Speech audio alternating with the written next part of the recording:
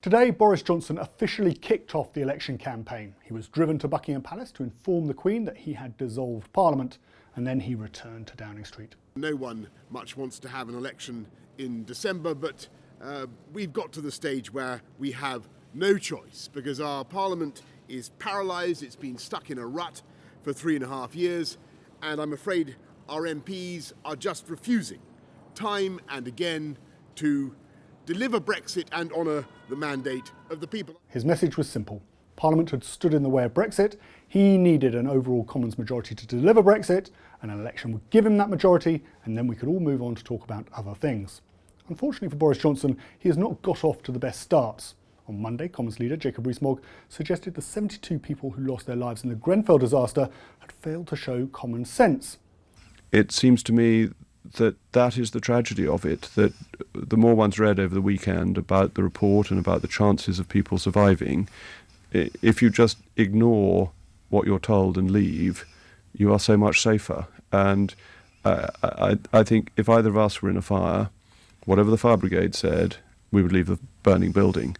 It just seems the common sense thing to do, and it is such a tragedy that that didn't happen. That led to an intervention from the rapper Stormzy, who tweeted that the Commons leader was an actual alien and that he should resign from his post. The intervention is important. In 2017, Jeremy Corbyn was dubbed over the top of Stormzy's Shut Up track, garnering millions of views. In that respect, the criticism of Mr Rees-Mogg by such a prominent and popular public figure lends the Labour leader credibility. To make matters worse, Alan Cairns has resigned as Welsh Secretary after it emerged that a former aide had sabotaged a rape trial. Mr Cairns denied knowing about it last year, but then an email emerged. It proved he had been informed that aide Ross England made claims about a victim's sexual history during a trial in April last year. And then today, there were a series of car crash interviews involving the Tory chairman James Cleverly, sent out to explain why the Tory social media team had doctored a video of Labour's Keir Starmer answering questions about Brexit and making it appear as though he was dumbfounded. Why would the EU give you a good deal if they know that you're going to actively campaign against it?